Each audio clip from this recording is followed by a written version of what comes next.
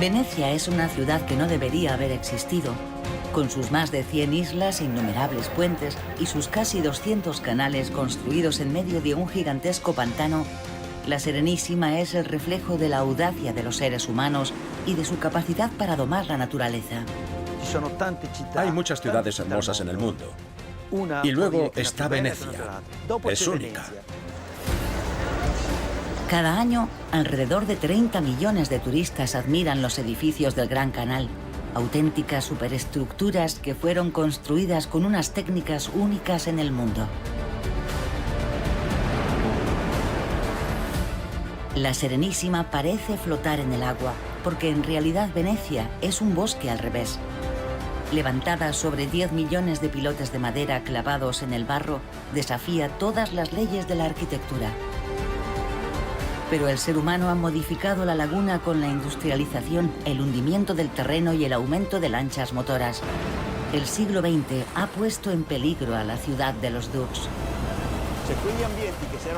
El entorno que se conservó durante miles de años ha sido destruido en 30 años. Es un desastre absoluto.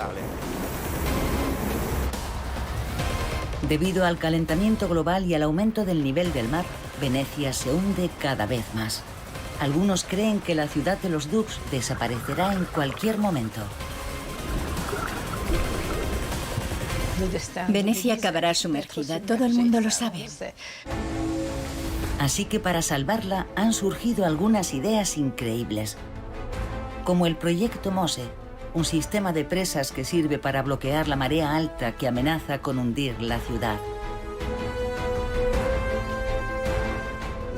Llevaremos a cabo uno de los proyectos más grandes del mundo. Para nosotros es un desafío colosal. ¿Cómo se construyó una de las ciudades más extraordinarias del mundo? ¿Cuáles son los peligros que amenazan a la ciudad de los Dux? ¿Venecia se salvará o acabará en el fondo del mar como la mítica ciudad de la Atlántida? He aquí la fabulosa historia de Venecia, una ciudad única y en peligro de desaparecer.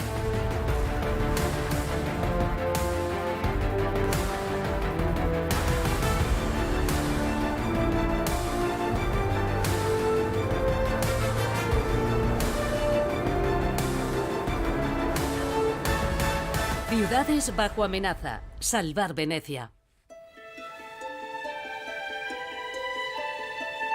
La historia de Venecia comienza hace más de 1000 años, en medio de una gran extensión de agua al norte de Italia, en la costa del Adriático.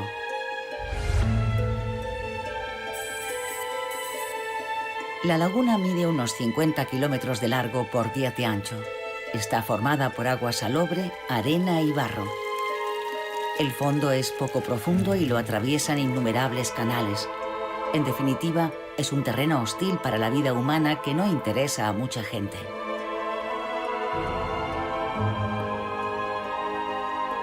Pero en el siglo V todo cambia. Unas hordas de bárbaros arrasan Europa. Los habitantes de la costa encuentran refugio en esta laguna. La laguna era una defensa natural. A los enemigos les costaba mucho navegar por ella. Solo los autóctonos conocían los canales. No les hacía falta levantar muros para protegerse. Eso fue una gran ventaja. Primera paradoja. Los venecianos comienzan su historia como refugiados en medio de la nada y sin agua potable. Para construir las primeras casas usan lo que encuentran en el terreno. Tenemos algunas imágenes que nos permiten elaborar una hipótesis sobre cómo podría haber sido la isla de Rialto. Rialto habría sido el centro de la ciudad con chozas de madera y tejados de paja. Los edificios se construyeron en los lugares más seguros. Por ejemplo, Rialto, que viene de Rivo Alto, significa orilla alta, sólida. Dorso duro hace referencia a un trozo de terreno duro con forma de espalda. En estos lugares de la ciudad de Venecia es donde primero se edificó. Pero la ciudad todavía no se parecía a la que conocemos hoy en día. Tendrán que pasar varios siglos para que las pequeñas chozas de madera den paso al imponente puente de Rialto y a los edificios que lo rodean. Los primeros venecianos habitan en pequeñas islas separadas por el agua, cada una de ellas con el mismo modelo. Una plaza, varias casas alrededor y en el centro una iglesia. Esto explica por qué tenemos tantas iglesias y plazoletas. Eran el centro de estas antiguas microciudades. Con el paso de los siglos, estas islas se conectarán con numerosos puentes improvisados que a veces construyen torcidos. Pero a partir del siglo VII, los venecianos comienzan a quedarse sin espacio. La solución es levantar nuevas superficies artificiales sobre el agua.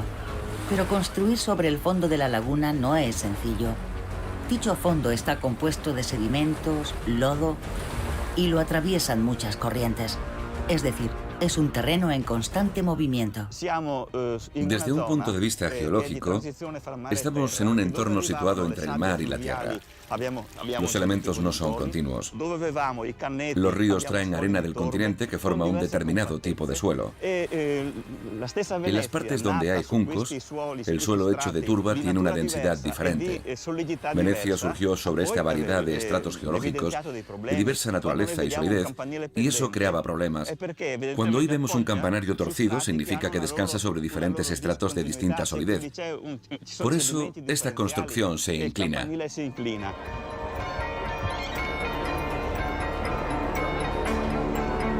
Los campanarios venecianos se inclinan, pero no se derrumban. ¿Cómo lograron esta proeza?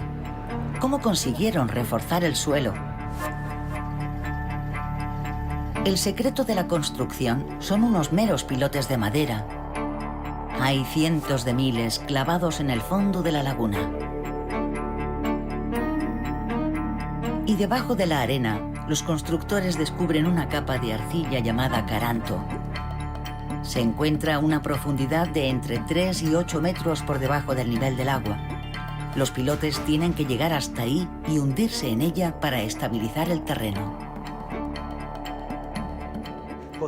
Estabilizar el suelo significa circunscribir un área específica con pilotes. Si cojo unos pilotes, los clavo en el lodo y los cubro con agua, la tierra que hay entre ellos se compactará y será más sólida que la que está fuera de ese perímetro. Estará sujeta por los pilotes que impedirán que se salga. Este es el principio de estabilización del suelo.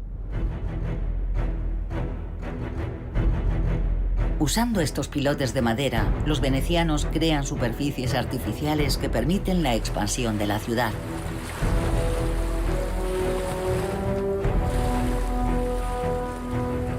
Además, los constructores hacen un descubrimiento sorprendente. La madera clavada en el barro no se estropea.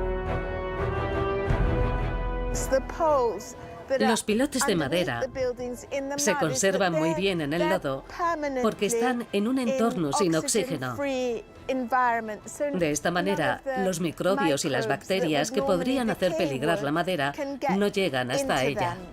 La madera sufre un proceso de mineralización. Se vuelve dura como una piedra y puede permanecer intacta durante siglos. En los terrenos reforzados de esta forma se levantan los monumentos venecianos más famosos. La Plaza San Marcos con el campanario descansa sobre 100.000 pilotes. Los cimientos del puente de Rialto están formados por 12.000 pilotes.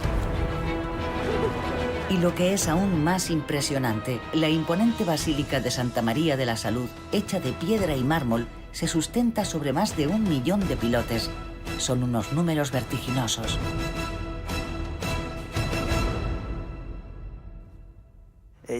Hay entre 8 y 10 pilotes de madera por metro cuadrado. Sobre estos pilotes se creó la ciudad. Podríamos decir que es como un bosque al revés. Hoy cumplen la función de unas auténticas raíces y son muy numerosos. Se estima que hay unos 10 millones de pilotes en la arena de la laguna, el equivalente a 1/3 del bosque de las Landas. Son de madera de roble y alerce y se transportaron desde las costas vecinas.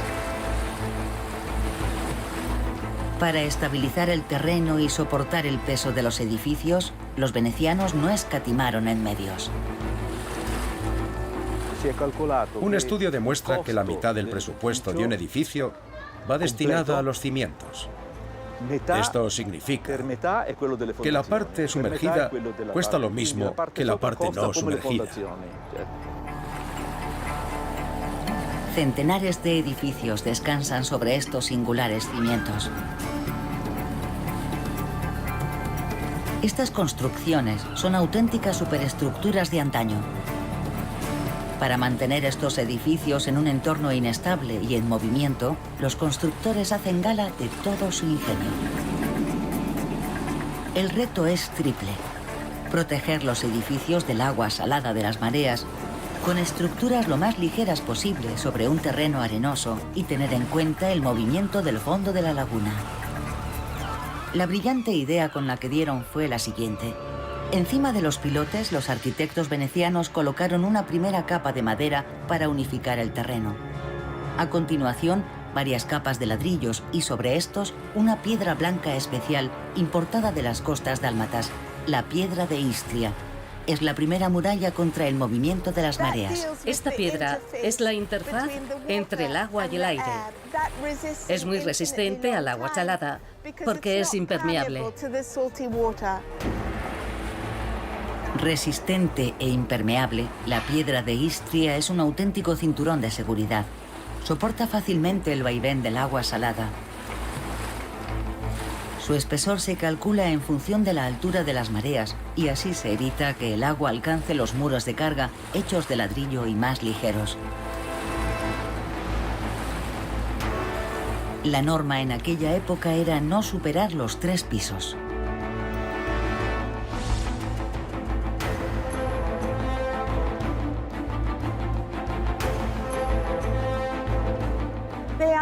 Los constructores sabían que no podían diseñar edificios muy pesados porque el suelo era de lodo, se movía y corría el riesgo de hundirse. Era un peligro para los edificios.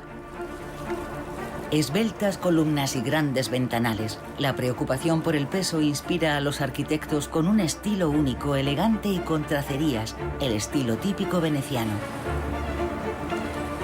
Ahora solo les queda encontrar la forma de que el edificio también resista el movimiento del inestable suelo de la laguna.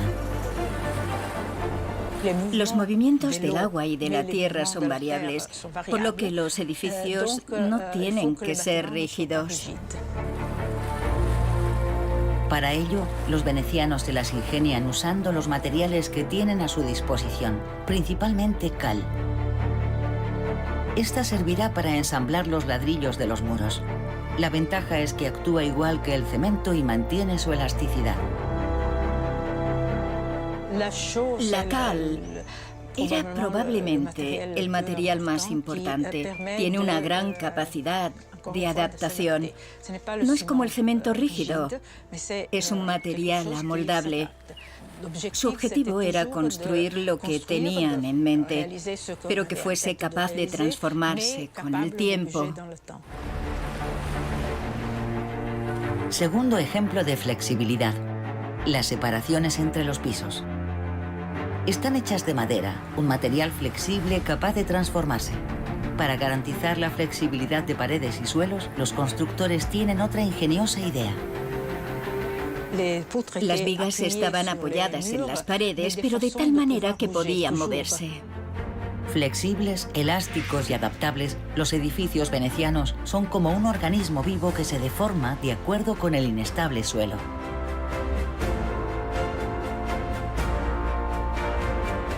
Hoy en día los edificios reflejan el paso del tiempo. Algunos balcones están deformados.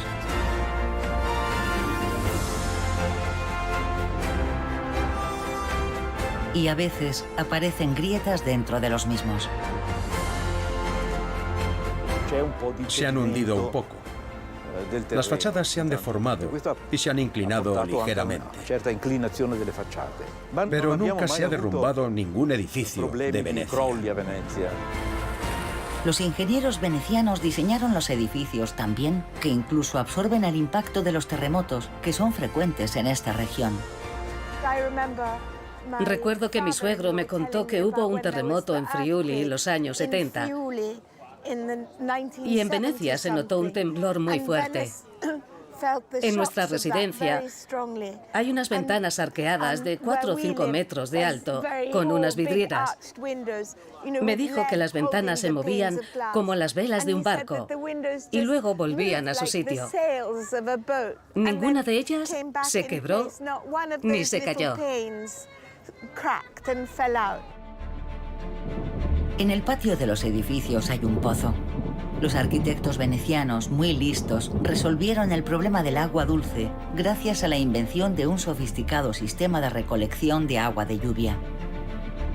Por estos agujeritos, el agua entra en una cisterna donde se filtra a través de una arena muy fina. A continuación, el agua limpia va a parar a un tanque y se queda ahí lista para extraerla. La idea era recoger también el agua de lluvia de los canalones instalados en los tejados para abastecer los pozos de las plazas. Es un sistema muy ingenioso que no se encuentra en ningún otro lugar. Estos pozos estuvieron funcionando en Venecia hasta principios del siglo XX. Los pozos también adornan todas las plazas de la ciudad. En total, los arquitectos excavaron más de 900. A finales del siglo XV, Venecia tiene unos 170.000 habitantes. Nunca antes había tenido tantos, así que la Serenísima está en pleno apogeo. Gracias a su poderosa flota construida en el arsenal de la ciudad, reina sobre el Mediterráneo. De Túnez a Beirut, la ciudad de los Dux es la única potencia colonial de la Edad Media. Venecia está como pez en el agua. Tenemos documentos de cronistas e historiadores antiguos que decían que había que ahorrar agua porque es nuestro bien común más importante. Por eso existían peritos expertos en la laguna y los canales. El objetivo de los venecianos es preservar la laguna y el agua que rodea la ciudad. Pero hacia finales del siglo XV, las autoridades descubren algo aterrador. El bonito pez está a punto de ser engullido por la arena. ¿Cómo han llegado a esto? ¿Qué titánicas obras se ejecutarán para luchar contra la acumulación de arena? ¿Qué harán los venecianos del siglo XV para salvar Venecia?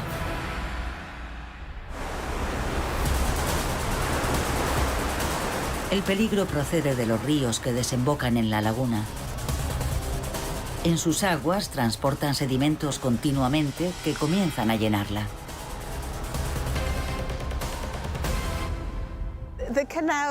Los canales comenzaron a perder profundidad. Fue un verdadero problema porque los barcos ya no podían navegar. Venecia necesitaba del tráfico marítimo para comerciar y para su flota militar. La acumulación de arena puso en peligro la seguridad de la ciudad. Sin agua se volvió vulnerable a sus enemigos, que ahora podrían atacarla desde el continente. ¿Cómo harán frente los venecianos a este capricho de la naturaleza? Dos visiones sobre el futuro de la ciudad chocan durante largos debates en el Palacio Ducal. Había quienes consideraban que la ciudad debía adaptarse a los cambios naturales de la laguna. Si la laguna estaba condenada a desaparecer, Venecia tendría que rediseñarse de cara al futuro y pasarse a la agricultura.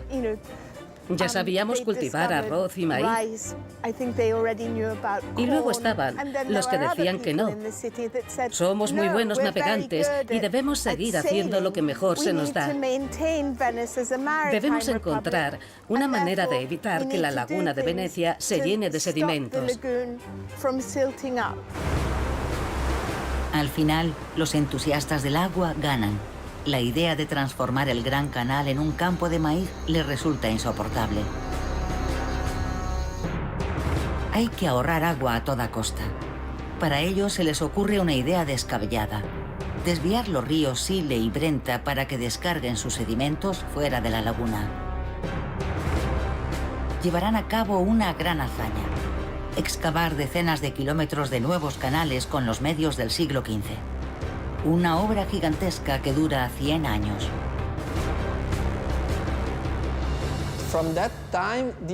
Aunque nos guste decir que la laguna sigue siendo un entorno natural hoy en día, en realidad no lo es. Se mantuvo fija en este estado y su forma actual es el resultado de un inmenso esfuerzo humano. Gracias a esta gran obra, los venecianos logran preservar su identidad marítima. Pero el agua que tanto ansiaban salvar acabará volviéndose en su contra. A la ciudad le esperan otros problemas mucho más graves.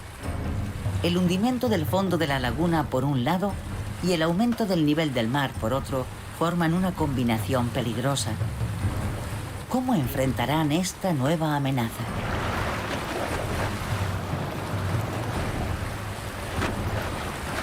¿Qué proezas técnicas sin precedentes tendrán que lograr?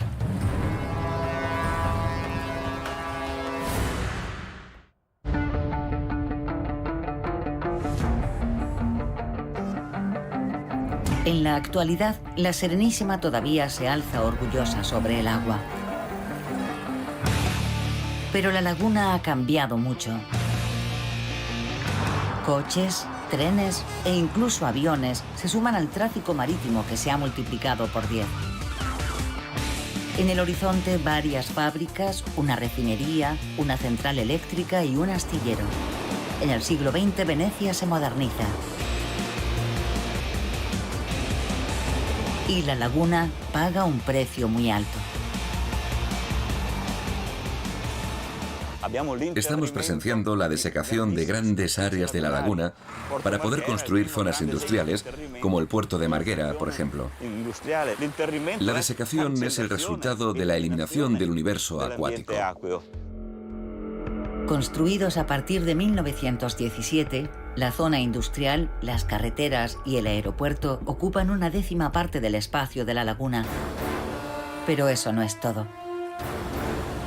Para facilitar la circulación de grandes buques petroleros, la entrada de Malamocco se amplía hasta alcanzar casi 1 kilómetro. Y se excava un nuevo canal en medio de la laguna. En lugar de que los barcos siguieran los canales naturales existentes, que son bastante sinuosos, decidieron cavar una ruta a través de la laguna, muy ancha y profunda. Una verdadera autopista que drena demasiada agua hacia Venecia y amenaza a la ciudad de los Dux. El agua ya no circula igual por la laguna. Es un problema grave. Los canales naturales están alterados por el canal para los buques, que absorbe todas las corrientes. Y eso lo cambia todo. Es un completo desastre hidráulico que ha tenido lugar muy rápidamente. Podríamos decir que este entorno natural milenario ha sido destruido en apenas 30 años.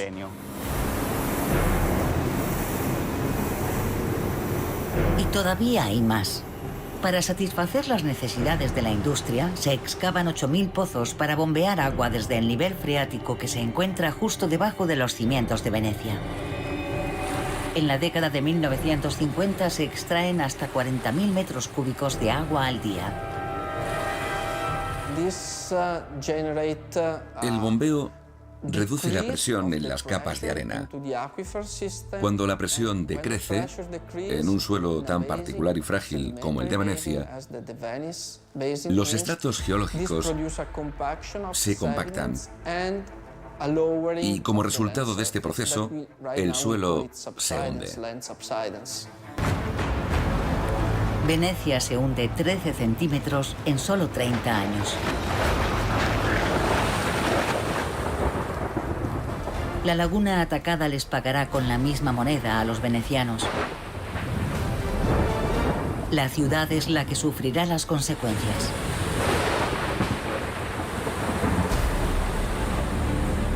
4 de noviembre de 1966.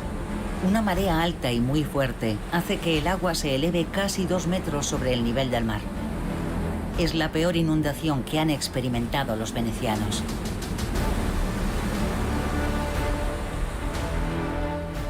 Me acuerdo de esa noche y del agua que entró.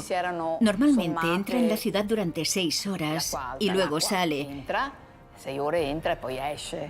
Pero esa noche la marea no dejaba de subir y no veíamos el final. El agua ascendía sin parar. Se cortaron las comunicaciones. No teníamos radio, ni teléfono, ni electricidad. Todos pasamos mucho miedo aquel día. El 80% de la ciudad está inundada. La Plaza San Marcos permanece sumergida bajo 120 centímetros de agua durante 30 horas. Los depósitos de petróleo y gasoil se desbordan contaminando la ciudad. Dentro de lo malo, los venecianos tienen suerte, no hay ninguna muerte que lamentar. Pero casi 5.000 personas se quedan sin hogar. Los venecianos y el mundo entero entendieron ese día que no podíamos atacar un sistema natural sin que dicho sistema se rebelara. Una de las primeras medidas tomadas es el cese del bombeo en la capa freática. Pero el daño ya está hecho. Se pierden 13 centímetros de manera irreversible.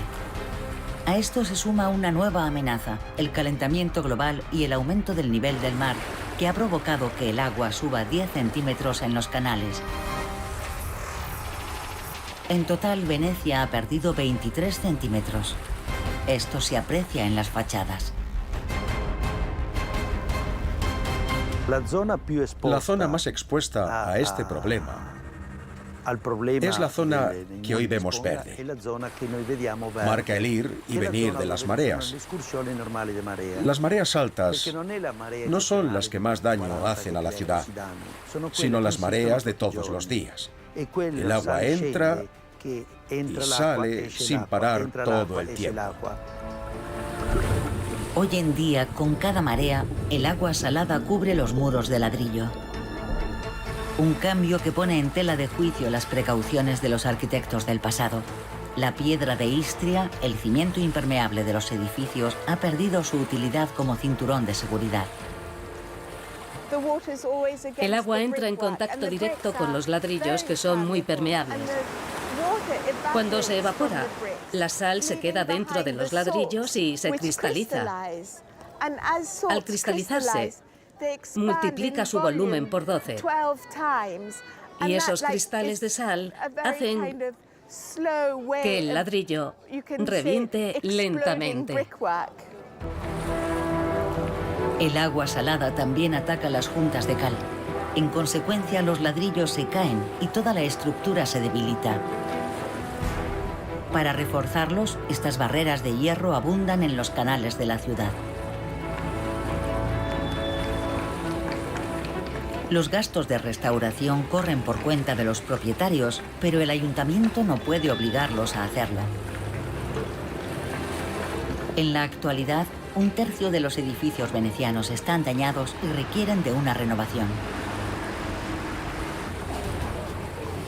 Pero las mareas diarias no son las únicas responsables de este daño.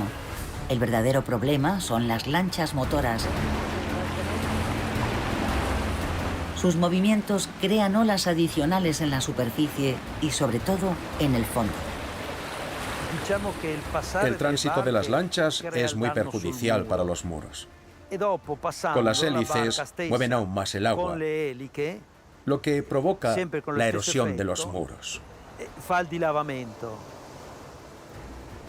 Cuando estos se erosionan, las olas atacan también la tierra, que se va desprendiendo con el movimiento del agua. Las lanchas, como veis, pasan a cada minuto. Esa frecuencia es la que hace que el muro esté más o menos en peligro. A continuación, el agua se filtra por las grietas y pone en peligro toda la estructura del edificio. Llega incluso a la tierra compactada entre los pilotes, esos cimientos diseñados hace más de 1000 años. Hoy las lanchas están en el punto de mira.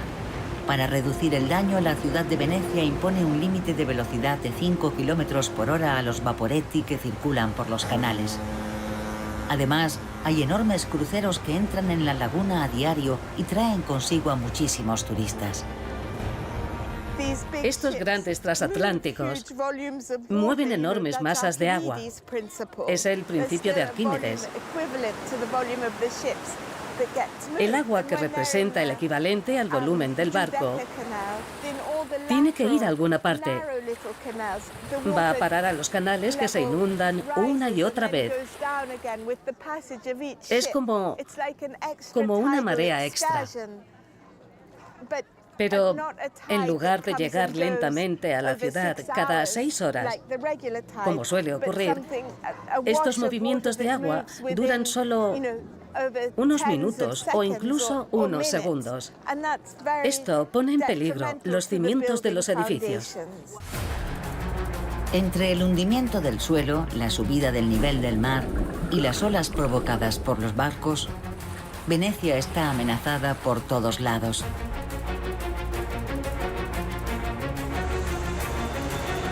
Para salvar los tesoros de la ciudad de los Dux, la única solución es vaciar los canales para realizar una gran obra.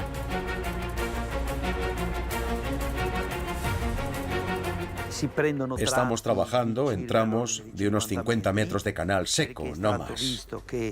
El vaciado de los canales provoca el hundimiento de los estratos geológicos y puede provocar daños en los edificios vecinos. No se puede tener un canal seco más de 3 meses. Hoy se restaura la ciudad con medios modernos. Se inyectan unos agentes químicos en lugar de mortero de cal para consolidar y reconstruir los muros. Así evitan que el agua se filtre en los ladrillos. Todo debe hacerse a mano.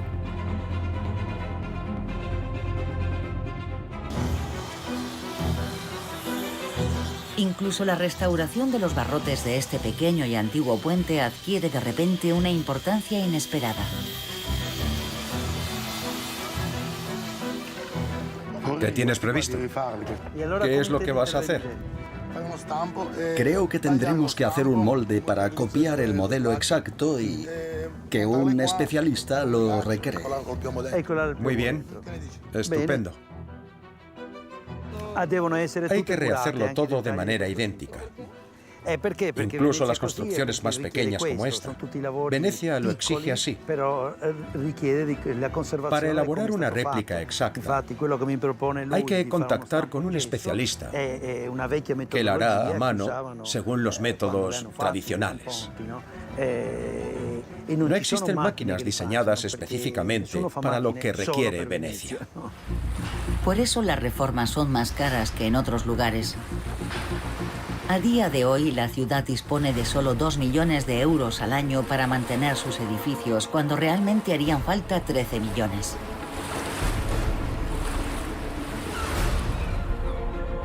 El agua que cubrió de gloria a los venecianos acabó volviéndose en su contra.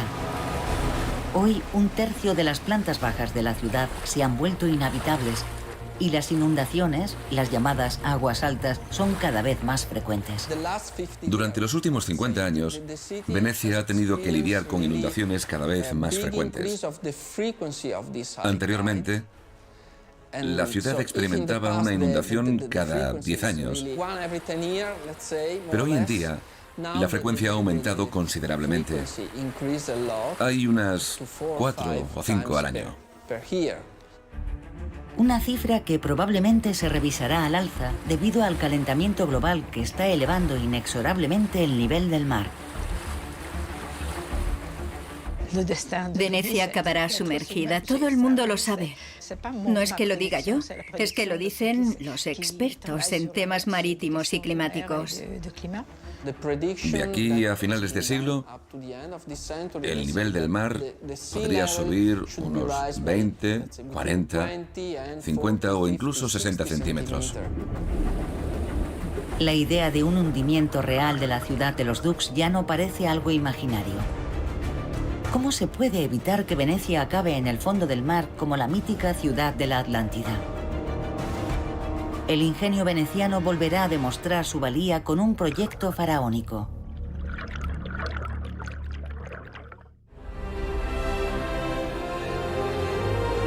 La respuesta de las autoridades italianas para evitar el hundimiento de Venecia ha sido el proyecto Mose. Y es muy ambicioso. Consiste en bloquear las inmensas masas de agua que entran en la laguna desde el mar a través de los 3 canales de acceso, las entradas Lido, Malamocco y Chioggia. Los ingenieros italianos han diseñado una barrera móvil. En caso de una pleamar inusual, se alza para evitar la entrada de agua. En resumen, es como un tapón gigante.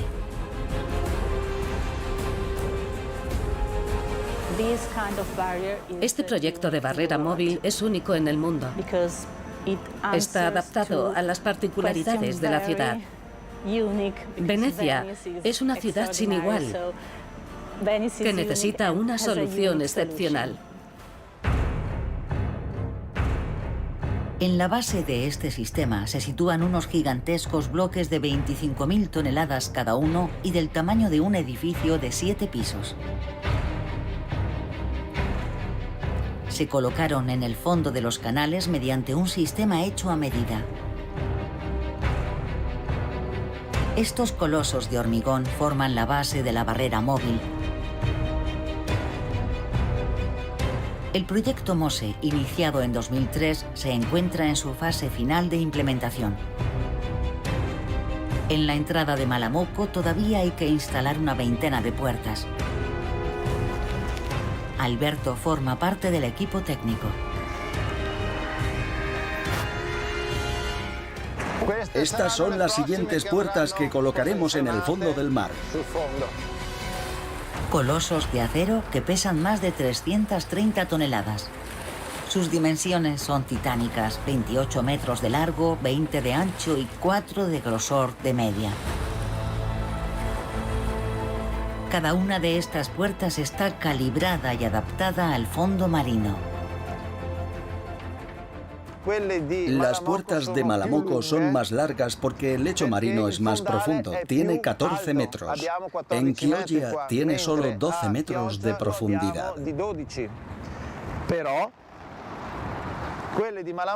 Las de Malamocco son medio metro más finas, porque las de Chioggia tienen que retener una mayor presión de agua.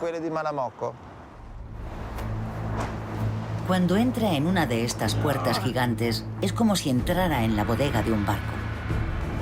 Este inmenso espacio está diseñado para llenarse de agua.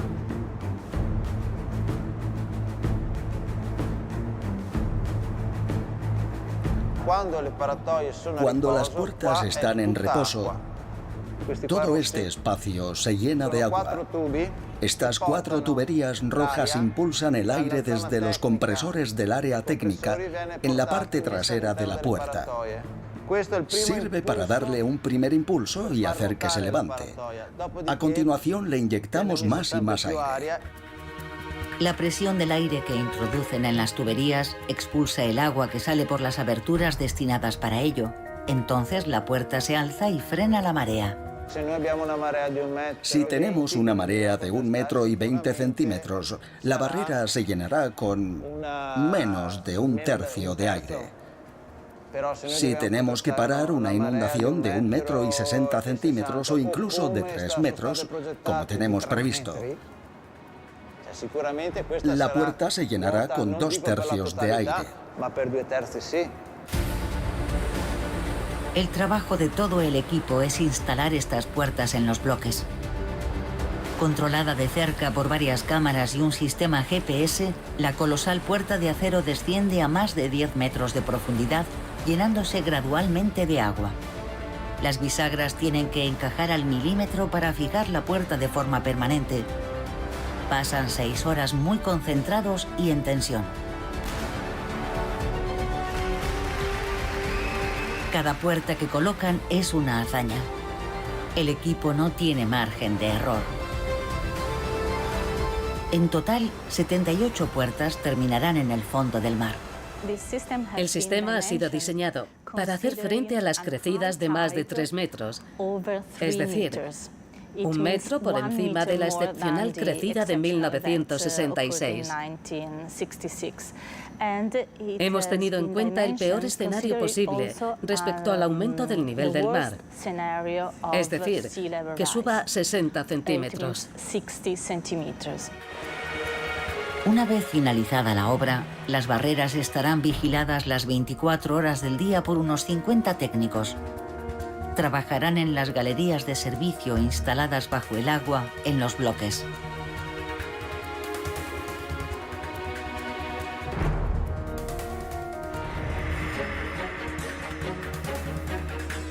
El proyecto MOSE es una solución milagrosa para unos y un lastre para otros. Divide a los italianos porque las obras llevan casi 15 años en curso. La fecha de finalización se retrasa constantemente y ya se han gastado la faraónica suma de 5.500 millones de euros, una factura que probablemente siga creciendo. Nadie sabe si va a costar otros 10.000, 100.000 o 1.000 millones de euros. Ni siquiera sabemos si alguna vez terminará. Los responsables tampoco saben cuál será el coste de su mantenimiento, lo cual es preocupante. El proyecto es importante y tiene sentido, pero tiene que ir acompañado de algo más. Es incoherente querer proteger la ciudad de las mareas inusualmente altas sin restaurarla al mismo tiempo. A día de hoy, la supervivencia de Venecia se basa en el proyecto MOSE y en la esperanza de que esté operativo algún día. Pero las barreras móviles no podrán resolver todos los problemas. No detendrán el hundimiento del suelo ni el tráfico de las lanchas. Y no impedirán el lento deterioro de los edificios. El futuro de Venecia no parece claro.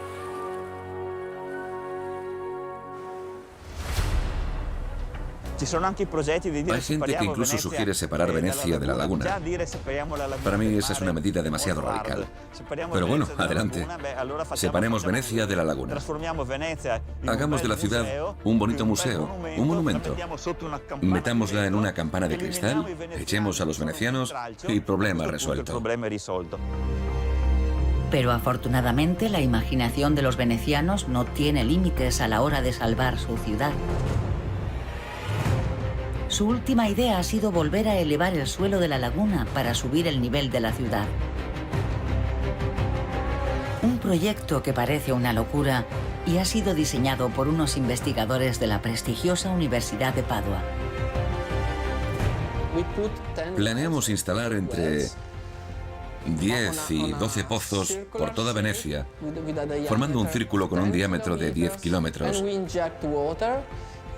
A través de estos pozos se inyectaría agua del mar en la capa freática a una profundidad de unos 600 o 1000 metros. Un plan increíble, levantar un tercio de la laguna introduciéndole agua. Una idea pionera nunca jamás realizada. Esos 12 pozos bombearían 50 litros de agua salada por segundo para elevar el suelo arenoso de la laguna. Los investigadores indican que este ascendería de forma gradual entre 20 y 25 centímetros en 10 años, es decir, 2 centímetros por año, y por tanto se produciría una bajada del nivel de los canales. Pero desafortunadamente esta idea no está exenta de riesgos. No se podría ir más rápido, porque si no se crearían fracturas en las capas geológicas. Es mejor inyectar poca agua para no correr riesgos. Inflar el suelo tal vez sea una forma de que Venecia recupere los centímetros que ha perdido al ir hundiéndose. De momento, este proyecto futurista permanece archivado a la espera de financiación para las primeras pruebas a gran escala. En el futuro, ¿Venecia estará rodeada de megaestructuras de alta tecnología para mantenerse a flote? ¿Es este el precio que hay que pagar para que las futuras generaciones puedan admirarla en los siglos venideros? ¿Cuándo es el próximo proyecto espectacular que proporcionará una solución milagrosa? Solo hay una cosa clara: nadie quiere que el agua engulla esta extraordinaria ciudad. La Serenísima siempre podrá contar con unos admiradores que acepten el reto de salvarla.